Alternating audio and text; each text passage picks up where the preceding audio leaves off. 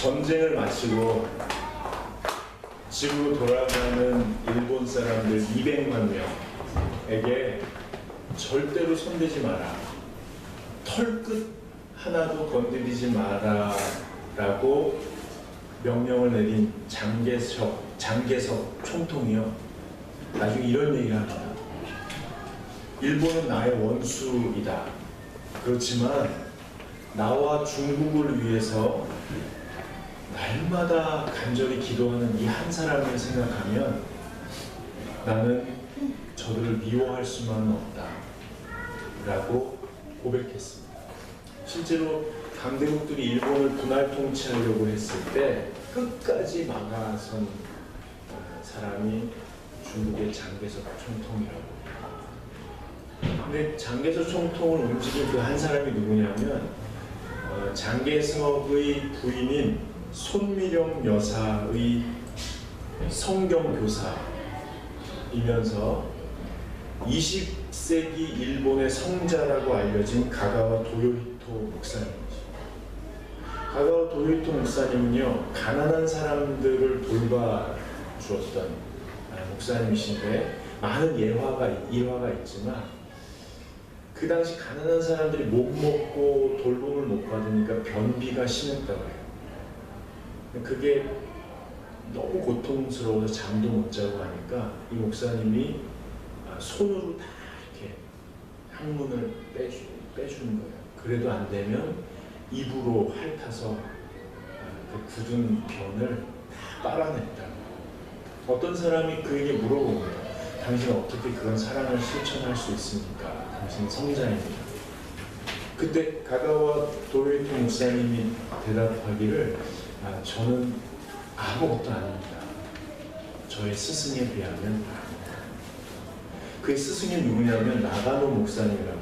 이 나가노 목사님이 신학을 마치고 젊은 시절에 100km 반경 내에 기독교인이 한 명도 없는 지역을 찾습니다. 그게 일본의 북쪽에 있는 가나사와라는 지역인데 거기에 텐트를 치고 교회를 개척합니다. 부인과 아이 셋이서 예배를 하는데 6개월이 지나도 1년이 지나도 아무도 오지 않아요. 4년이 지나도. 근데 끊임없이 하나님을 예배합니다. 하나님께서 나를 여기에 보내셨고 교회를 여기에 세우셨다. 아주 뜨겁게 예배합니다. 5년이 됐을 때 한 병색이 짙은 젊은이가 천막문을 열고 들어옵니다. 수요일 밤이었죠. 드디어 하나님이 한 명을 보내주셨구나. 그리고 감격스러워서 울며 예배를 합니다. 예배를 마치고 그 밤에 뿌고 빌리고 해서 평생 한 번도 먹어보지 못한 음식상을 차립니다. 식기도를 올리는데 그 젊은이가 각혈을 하며 온 음식을 피로 덮어버립니다. 그 순간 나가노 목사님이 속에서 꾹꾹 눌려놨던 분노가 치밀어옵니다. 겨우 한 명 하나님이 보내주신 사람이 죽어가는 젊은이란 말인가 화가 났습니다. 그 다음에는 내 아이, 내 가족 먹여보지도 못한 음식을 피로 덮어버리다니, 이 사람 왜 여기 온가 화가 나는데, 그래도 하나님이 보내주셨다는 믿음으로 그걸 내려두고 그 피를 손으로 다 닦아냅니다. 피 묻은 손, 자기의 손 속에 예수 그리스도의 손을 발견합니다. 그 결심합니다. 이 젊은이를 끝까지 보살핍니다. 이 젊은이가 나의 예수님입니다. 그리고 그 젊은이를 보살펴서 건강을 회복시키고, 이 젊은이는 사실 신학생이었는데요, 폐병이 너무 깊으니까 신학교에서 내쫓았습니다. 이 신학생은 예수님은 병자를 고쳐주고 살려주셨는데 신학교에서 나를 이렇게 대하다니, 이 땅에 예수 같은 사람은 없는 건가? 말씀을 실천하는 사람은 없는 건가? 하고 방황하다가 북쪽 끝 그 천막을 밀고 들어와서 바로 그 예수님 같은 나가노 목사님을 만난 것이죠. 여러분, 이 젊은이가 바로 가가와 목사이십니다. 분노와 짝을 이룬 것이지만 사람을 타고 흐르면 사람을 살리고 민족을 살리는 것이 사랑입니다. 기독교는 사랑의 종교라고 합니다. 사랑은 상대방의 아픔을 그대로 직면하는 용기에서부터 시작됩니다. 패전국 일본이 그렇게 교만하던 사람들이 남학신 하나 챙겨 신지 못하고 그렇게 꽁무니를 빼는 그 처참한 모습을 직면한 장대석처럼, 가난한 사람들의 변비를 직면한 가가와 목사님처럼, 젊은이의 폐병에서부터 토해져 나온 각혈을 직면한 나가로 목사님처럼, 사랑은 상대방의 가장 아픈 그 아픔을 직면하는 데서부터 시작이 됩니다. 그러나 우리는 그 사랑을 직면하는 게 참 어렵습니다. 왜냐하면 겉모습의 허상을 보고 그것에 기대하기 때문에 그렇습니다. 이 남편들은요, 절 보니까 아내가 나를 아주 존경해주고 내 결핍을 우리 어머니처럼 다 채워주기를 기대합니다. 아내들은 또 어떻습니까? 남편이 날 열정적으로 사랑해주고 내 마음을 섬세하게 배려해주기를 원합니다. 부모들은 어떻습니까? 자식들이 좀 멀쩡하게 성숙하게 제 삶을 성실하게 살아가기를 기대합니다. 반면에 자식들은 어떻습니까? 부모가 나를 절대적으로 신뢰하고 모든 걸 위임해 주기를 기대합니다. 회사의 대표는 어떻습니까? 직원들이 어떤 일이든 열정적으로 이루어내기를 기대합니다. 직원들은 어떻습니까? 대표가 될 일을 기대했으면 좋겠다고 생각합니다. 운전할 때는 어떻습니까? 행인들이 이상하다. 걸어갈 때는 어떻습니까? 운전자가 이상하다고 합니다. 우리 안에 우리가 너무 가득 찬 거죠. 여러분, 역사와 과학에 통달한 옛 교수님을 계셨어요. 이 교수님이 선사상에 관심을 갖고요, 남인이라고 이름하는 선도사님께 배움을 청하러 갑니다. 산을 넘고 물을 건너 좁은 오두막집에 도달해가지고요, 그분 앞에 무릎을 꿇고 절 좀 가르쳐 주십시오 라고 부탁을 합니다. 그때 이 남인 어른께서 차를 대접하는데요, 뜨거운 찬물이 가득 담긴 주전자를 가져와서요, 그 찾아온 교수님의 찻잔에 물을 붓는데 주전자 물이 다 쏟아질 때까지 계속 콸콸콸콸콸. 교수님이 깜짝 놀라가지고요, 그때 이 남인 선사께서 얘기합니다. 당신의 모습이 이와 같습니다. 당신 속에 학문과 경험과 견해가 가득해서 아무리 좋은 곳을 부어도 당신 안에 머물 수가 없습니다. 이렇게 얘기합니다. 여러분, 저와 여러분 안에는 무엇이 가득합니까? 여러분은 무엇을 경험하셨습니까? 여러분 안에 있는 세상은 무엇입니까? 온 인류가 공통으로 경험한 것이 있다고 합니다. 조 목사님, 잠깐만. 오늘 예쁘게 차려야죠. 여러분, 인류가 경험한 것이 뭐냐면, 모든 인류, 여기 앉아 계신 분들 다 이 경험을 했다고 합니다. 엄마 뱃속에 들어와 있지 않습니까? 여기서 아이는 엄마와 내가 하나라고 생각합니다. 배고픔이 없고 결핍이 없죠. 태어나지 않습니까?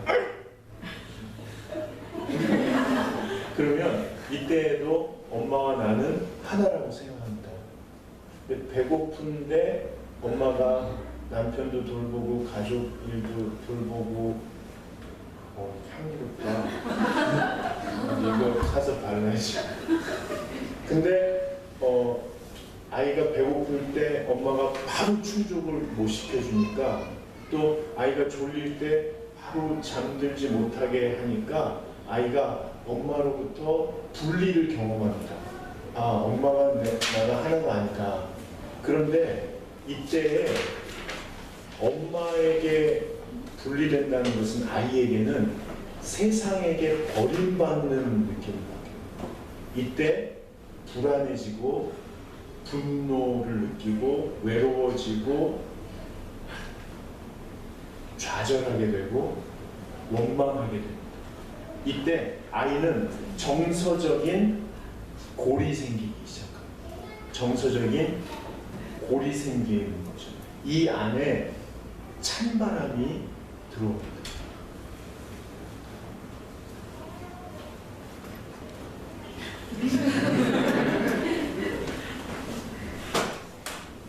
히말라야를 오르는 전문 등산객들이 제일 무서워하는 게 뭔지 아세요? 이 빙하가, 이 산이 얼음이 갈라지면서 생기는 그 틈이라고 합니다. 막 수십 킬로씩 깊이가 있어서 그 눈이 덮여 있으니까 모르다가 그로 쑥 빠진다는 거예요. 근데 거기서 살아남는 사람도 있습니다. 거의 죽거든요. 살아남는 사람이 누구냐면 본능적으로 이런 기구들을 벽에 딱, 만약에 이게 넓으면은 불가능하고요. 1.5m, 1m 정도 되면 이렇게 해서 살아남는데, 이 사람들 중에도 거의 죽고요. 살아남는 사람들이 얘기를 들어보면 제일 무서운 게 뭐냐면 이 사이로 부는 냉혹한 바람. 이걸 이겨내야 된다. 이걸 이겨내야 생존할 수 있다고 합니다. 여러분은요, 이 정서적인 균열 사이에 부는 이 냉혹한 바람을 온몸으로 버티며 살아낸 사람들입니다. 근데 문제가 뭐냐면 그 냉혹한 정서적인 기류 때문에 생존을 위해서 자기 자신을 냉혹하게 돼요. 기준이 높아진다는 겁니다. 어떻게든 살아내서 버티려면 이 기준을 넘어서야 된다고 자기를 자꾸 몰아세우는 겁니다. 완벽주의. 더 해야 된다. 그리고 다른 사람도 높은 기준을 두고 비난하기 시작합니다. 이단에, 종교에 심취하는 사람들, 일에 몰입하는 사람들, 끊임없이 자기를 몰아세우는 사람들, 더 해야 된다고 하는 사람들, 우리들의 이야기입니다. 평안을 모르는 거죠. 그 깊은 속에 두려움이 있습니다. 융이란 심리학자가 뭐라고 했냐면요, 생존을 위해 자기 기준을 세우고 자기를 자꾸 몰아세우는 것은 마치 손님이 오셨을 때 너는 부끄러우니까 네 방에 들어가 있어 하면서 자기를 대하는 것과 같다고요. 다른 사람들한테는 우아하고 멋지게 보이지만 그 기준에 도달하지 못하는 자기 본래의 모습은 자꾸 무의식 속에 숨기는데 그게 그림자라는, 그 그림자가 사실은 너무 커서 다른 사람을 있는 모습 그대로 받아들이는 게 어렵다고 합니다. 여러분, 어떻든 다른 사람을 사랑하기 위해서 내 속에 있는 내가 용납 못하는 그림자를 인정해 줄 필요가 있습니다. 이것은 평생 가는 것이에요. 기독교인이 된다는 것은 뭐냐면 나를 내 모습 이대로 사랑하신 주님 앞에서 내 모습을 그대로 드러내고 받아들이는 과정입니다. 아주 고통스럽죠. 도티 빌링턴이라는 사람이요, 사업상 여러 사람을 만나보니까 자기 자신의 그림자를 인정하는 사람과 인정하지 않는 사람들이 있다는 거예요. 발견한 거예요. 40세. 너무 재밌어가지고 이 사람이 심리학을 공부하고 나중에 더 공부하고 싶어서 박사까지 50이 넘어서 공부를 하거든요. 이 사람이 멋지게 나이 드는 법이라는 책을 썼는데요. 이분이 거기서 이렇게 얘기하더라고요. 자기 그림자를 받아들이는 사람은 어머 나는 너무 부족해요. 저는 일을 잘 못해요. 제가 원래 이렇게 우울할 것 같은데 아니라는 거예요. 자기 그림자를 받아들이는 사람은 오히려 긍정적이라는 거예요. 내가 그 정도밖에 아닌데 뭐 괜찮아요. 그리고 유쾌하다는 거예요. 뭐 내가 그런데 어떻게 해요? 그리고 건강하다는 거예요. 건강하다는 게 안 아프다는 게 아닙니다. 건강하게 하려고 자꾸 운동을 하고 관리를 한다는 거예요. 제가 요즘에 운동을 열심히 하거든요. 편집이 안 되네요. 제 아들이 비웃어가지고 제가 하는 것이 여러분한테 하는 게 아닙니다. 그 뭐냐면 젊을 때는 제가 건강한 줄 알았어요. 그래서 교회에서 체력하면 저 외웠어요. 뭐 시키는 일은 다 하고 밤을 새도 끝도 없고 막 운동을 너무 많이 했거든요. 근데 제 건강한 줄 알았는데 나이를 먹으니까요. 제가 건강한 게 아니고 제가 약한 걸 알았어요. 그렇게 교회에서 일하고 밤을 새고 나오면은 픽픽 쓰러지는데 사람들 그걸 못 봤던 거죠. 그리고 저도 그런 점을 인정하지 못했던 거예요. 근데 나이를 먹고 검진을 해보니까 제가 소화력도 약하고 체력도 약하고 너무 약한 사람이에요. 그래서 운동을 해서 혈액순환을 해주지 않으면 하루를 버티지 못하는 거예요. 그래서 가능하면 30분, 40분 어떻게든 운동을 하려고 하거든요. 그러니까 자기 그림자를 인정하는 사람은 자기 약점을 파악하고 인정하고 그것을 보완하기 위해서 뭐든지 해나가는 건강한 사람이라는 뜻이더라고요. 그리고 융통성이 있어요. 내 고집대로 완벽하게 하면 되는 일이 없다는 걸 이제 아는 거예요. 그래서 계획은 세우지만 누가 뭐라 그러면 이렇게 해야 돼요. 이렇게 해야 돼요. 그렇게 하세요. 이렇게 융통성이 있다는 거예요. 그리고 그런 사람들이 여유가 있어서 매력적이랍니다. 그리고 창조적이고요. 이렇게 해보면 꼭 될 것 같아서 했는데 안 되면 실망하지 않고 또 다른 방법을 한다는 거예요. 그리고 자족한대요. 이 정도면 됐지 뭐. 그리고 경탄한대요. 한번 해보세요. 막 경탄한대요. 소박하대요. 근데 이 사람들의 특징을 한 가지로 얘기하면 뭐냐? 계속 성장한다. 자기를 사랑하는 사람은 성장하는 사람입니다. 근데 이 도티 빌링턴 여사가 자신이 본 사람 중에 가장 그림자를 인정하고 성장하는 사람이 누구냐면 시어머니인 헬렌이에요. 지금 92세인데 책이 나온 지 5년이 넘었으니까 거의 100세 가까이 됐거든요. 근데 이분이 며느리한테 그 도티 빌링턴 여사한테 그랬대요. 다른 사람과 자기 자신의 흠을 잡지 마라. 절대로 그러지 마라. 흠이 보인대요. 흠이 보이는데 잡지는 말라는 거예요. 흠이 보이는 건 어쩔 수 없는데 절대로 잡지 마라. 자기가 잡힌다. 잡지 마라. 특히 자기 비하는 절대로 하지 마라. 자기 비하를 하지 마라. 자기 흉보는 것은 뭐냐면 자기 나무를 쪼아서 자기 집이 있는 나무를 쓰러뜨리는 딱따구리 같은 사람. 절대로 자기 비하하지 마라. 자기 자신을 잘 대해주려야 되는데요. 자기 자신을 진심으로 칭찬해주는, 격려해주는, 잘했다고, 잘 살아왔다고, 잘할 수 있다고, 잘 될 거라고 자꾸만 격려해 주셔야 됩니다. 왜냐하면 우리 속에 그림자가 있어가지고요. 다른 사람이 격려해 주잖아요. 안 믿어요. 무슨 우리 최창민 원사님이 강의를 잘 하시거든요. 그럼 제가 강의가 끝나면 그러면은 그냥 듣기 좋으라고 하는 소리죠. 그래요. 물론 그럴 때도 있긴 하지만 진심으로 하는 거거든요. 근데 안 믿어요. 왜냐하면 우리 속에 그림자가 크니까 남들이 칭찬도 안 하지만 칭찬하는 걸 잘 못 믿어요. 그러니까 어떻게 해요? 잘 버티고 있다고 막 어떻게 그렇게 잘하냐고 왜 이렇게 잘 살고 있냐고 야 이 정도 상황을 이렇게 버티는 거 보면 너 정말 대단하다고 막 칭찬해줘야 돼요.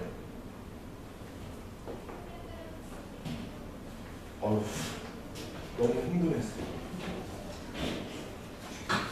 칭찬해줘야 된다. 그래서 이게요 자기 그림자와 자기가 싸우는 거예요. 사실 이게 싸우는 게 뭐냐면 인정하고 잘 대해줘야 된다. 그래서 몇 가지 노력이 필요한데 지난 한 달 동안 정서에 대해서 설교를 했잖아요. 제가 여러분한테 얘기하고 싶은 4가지가 있었어요. 첫째는 정서 지수를 좀 체크해 보세요. 이게 제가 한 게 아니고요. 요즘에 TV도 가끔 나오시고 아주 큰 무슨 일을 하는 어떤 분이 얘기해 줬는데요. 저는 그렇게 안 봤는데 본인이 죽음을 생각했다고. 그렇게 안 보이거든요. 그래서 우울증이 너무 깊어가지고 남자분인데 전문 상담을 매주 받았대요. 죽을 것 같아서 또 죽고 싶어가지고. 근데 이분이 그걸 마무리하면서 아침마다 뭘 하냐면 자기 정서 지수를 체크를 한대요. 아침에 눈을 탁 떴을 때 눈이 이렇게 안 떠질 수도 있죠. 그리고 의식이 싹 들 때 내 불안 지수하고 행복 지수를 딱 체크를 합니다. 제가 그 체크하는 용지가 있습니까? 그랬더니 많이 없대요. 그냥 자기가 그냥 이렇게 생각합니다. 지금 불안이 90, 행복이 10. 불안하게 되는 요인이 지금 골머리를 앓고 있는 게 일이 사람이 행복한 이유 이렇게 해서 한대요. 그냥 자기가 한대요. 그래서 제가 해봤거든요. 잘 안 되더라고요. 근데 그냥 한대요. 근데 한 2달 정도 되니까 놀라운 것은 불안 지수가 점점 내려가고요. 행복 지수가 같아지더니 이게 점점 올라가요. 어떻게 이게 가능하냐 그러니까 목사님 제가 큰 깨달음을 얻었습니다. 불안 지수를 해보니까 이것이 나의 정서에 직접적인 영향을 못 미치는 헛개비라는 사실을 점점 알게 됩니다. 그리고 내가 얼마나 행복할 수 있는 요인이 많은지가 점점점 나타납니다. 그러면서 실제로 한 달이 되니까 이렇게 같아지고 요즘에는 놀라운 사실이 벌어졌어요. 뭐가 벌어졌어요? 그랬더니 이게 올라간다는 거예요. 그런데 무슨 생각이냐면 내 인생이 이래도 되나 싶대요. 근데 이게 올라간다는 거예요. 그래서 여러분 아무것도 없어요. 지수가 체크하는 게 없어요. 그냥 본인이 하는 거예요. 그냥 하면 되는데요. 2번째로는 감정 명찰을 달아주세요. 감정 명찰. 여러분 다윈 아시죠? 다윈이 동물을 이렇게 관찰해 보니까 표정이 있더래요. 동물도 놀랐을 때, 무서울 때, 신날 때. 근데 사람은 원주민들 이렇게 해보니까 도시 사람들하고 해보니까 5가지 표정이 있더래요. 무서울 때, 화났을 때, 기쁠 때, 슬플 때, 놀랐을 때. 그런데 여기에 따라서 감정의 이름표를 붙일 수 있는 게 수십 개, 수백 가지가 있다는 거예요. 근데 우리는 너무 사는 게 바쁘니까 우리 속을 들여다보지 않잖아요. 그러니까 우리 감정을 누구에게 표현할 때 이 5가지만 하는 사람들. 나 화났어, 놀랬어, 슬퍼, 기뻐, 이렇게만 얘기하는데요. 그러면 내 속에 있는 그림자가 인정해주지 않는다고 느끼면서 이렇게 있다가 지금 나 무시해? 하고 확 튀어나온다는 거예요. 그래서 화내지 않아도 되는 순간에 갑자기 화를 내는 거예요. 가족들에게 또는 직장에 가서 아니면 길거리에 가는 사람들에게 음식점 가서 서빙하는 분들한테 갑자기 확 화를 내요. 그리고 내가 왜 화냈는지를 몰라요. 그리고 왜 화낼 수밖에 없었는지를 자꾸 합리화시키는 거예요. 그러면 이 그림자가 더 화나는 거예요. 쥐가 화내놓고 내 핑계대는 거예요. 그래서 이름표를 붙여주라는 거예요. 지금 감정이 어때요?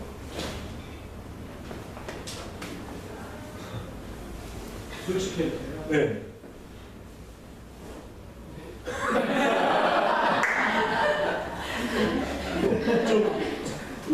있지만 지루하다. 이렇게 붙여줘야 되는 거예요. 자기는 어떠죠? 아, 추워요. 안아주세요, 좀. 감정의 이름표를 자꾸 붙여주는 게 필요하고요. 세 번째로는 감사의 제목을 하루에 3가지씩 써보는 거예요. 그리고 마지막 4번째로는 일기를 써요. 일기가 아니더라도 짧게라도 2-3줄 일지를 쓰셔도 좋습니다. 이렇게 하면서 자기 그림자의 실체를 내가 인정하고 있다고 자꾸만 표를 해주셔야 된다.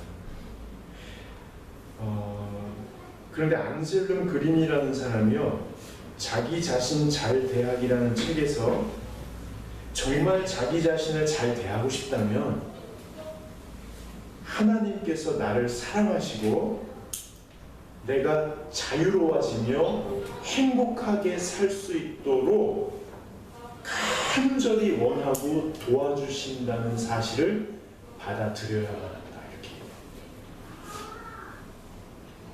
사랑의 하나님께서 나를 사랑하시고 나의 행복을 갈망하시는 참 좋은 아버지라는 사실을 받아들여야 그게 시작된다는 거예요. 여러분, 오늘 예배 부름 시간에 제가 읽어드렸는데요. 이사야서 44장 그 앞에 43장 이런 말씀이 있습니다. 야곱아, 너를 창조하신 여호와께서 지금 말씀하시느니라. 이스라엘아, 너를 지으신 이가 말씀하시느니라. 두려워하지 마라. 여러분, 정서적인 이 틈새가 있으면서 냉혹해질 때, 그때 우리의 마음속에 깃들었던 감정들의 핵심에는 두려움이 있어요. 하나님 이걸 아시는 거예요. 하나님 말씀하십니다. 야곱아, 너를 창조하신 이가 지금 말씀하시느니라. 이스라엘아, 너를 지으신 이가 지금 말씀하시느니라. 두려워하라. 왜요? 내가 너를 만들었다. 내가 너를 지었다는 거예요. 내가 너를 잘 만들었다. 그래서 내가 너를 정확히 알고 있다. 두려워하지 말라는 거예요. 그 다음에 44장 2절에 이런 말씀이 있어요. 너를 만들고 너를 모태에서부터 지어낸 너를 도와줄 여호와가 말하노라. 두려워하지 말라. 만들어놓고 너를 알기뿐만 아니라 너를 도와줄 여호와가 말한다. 내가 너를 도와줄 거다. 두려워하지 말라는 거예요. 그 밑에 더 기가 막힌 말씀이 있어요. 나는 목마른 자에게 물을 주며 마른 땅에 시내가 흐르게 한다. 여러분, 살다 보면 내 마음이 그림자에 눌려서 답답하고 사막과 광야와 같을 때가 있어요. 이 세상에 혼자 사는 것처럼 버틸 때가 있어요. 그때 주님께서 말씀하세요. 나는 영적으로 목마른 자에게 물을 주는 여호와다. 힘들고 지칠 때 거기 물이 흐르게 하는 여호와다. 내가 너의 아픔을 알고 너를 도와줄 거다. 너의 영혼에 생수가 흐르게 할 거다. 그러니까 뭐라고요? 두려워하지 말라. 그 뒤에 어떤 말씀이 있는 줄 아세요? 나의 영을 내 자손에게, 나의 복을 내 후손에게 부어주니 그들이 풀 가운데서 솟아나기를 시냇가에 버들같이 할 것이다. 우리가 살아왔잖아요. 얼마나 힘들어요? 우리 아이들이 살아갈 삶이 얼마나 고된지 우리가 알지요. 돕고 싶지만 우리가 도울 수 있는 게 별로 없다는 것도 알게 돼요. 근데 주님이 말씀하세요. 내 영을 내 자손에게 부어줄 것이다. 내 후손을 도와줄 거다. 그래서 어떻게 된다고요? 시냇가에 버들이 흔들리는. 여러분, 한강 가보셨어요? 한강에 이름 모를 갈대들이 얼마나 많은지 몰라요. 바람 불면 막 저기도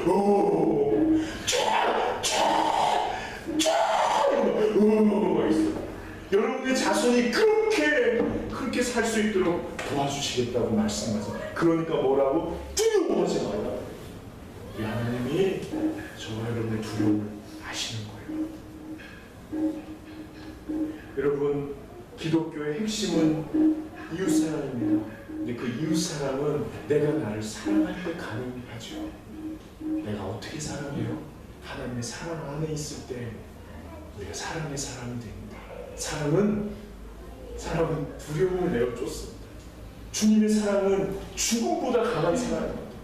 여러분이 죽을 것 같을 때, 정말 죽을 것 같을 때 그 죽음을 넘어서 우리를 사랑으로 구원하시는 분이 우리 하나님이십니다.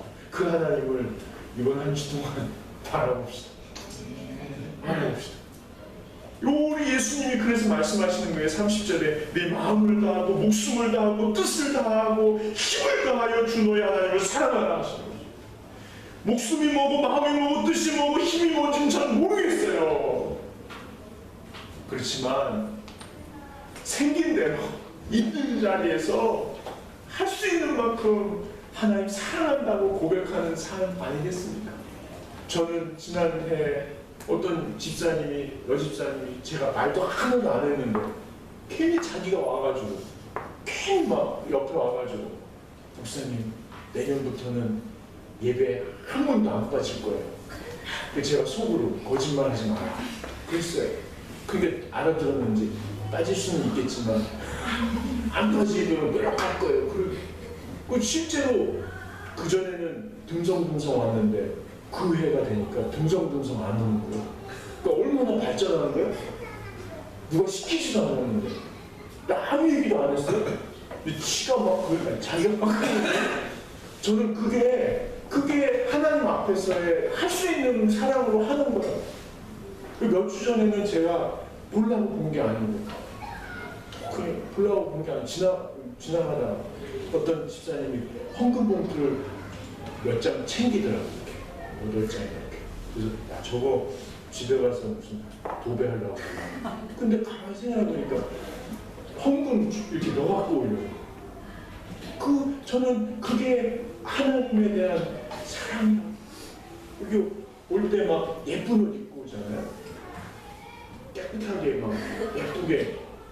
하시는 성도는 요즘 너무 멋을 내시는데 남자친구 생겨 안 생겼다고 하더라고요. 그건 뭐예요? 하나님한테 예쁘게 보이려고 얼마나 멋있게 다 이렇게 입고 저도 이거 5만 원도 넘는 거예요. 이렇게 입고 왔잖아요. 이런 모습들이 하나님께 막 한 주간 동안 피곤해 죽겠는 거예요. 안 피곤해요? 피곤해 죽겠는데 막 딱 잠을 줬겠는데 우리 오집사님 딱 일주일 내내 컴퓨터랑 전 얘가 너무 싫어요. 시간 똑똑하고 날 얼마나 무시하는지 식으로 검색해 하나 가르쳐주고 근데 얘랑 막 종일 씨름하다가 교회 오시고 저는 이게 사랑하는 거라고 봐요. 그 사랑의 바다에 빠져서 한 주간 승리하실 수 있길 바랍니다. 네. 우리 일어나서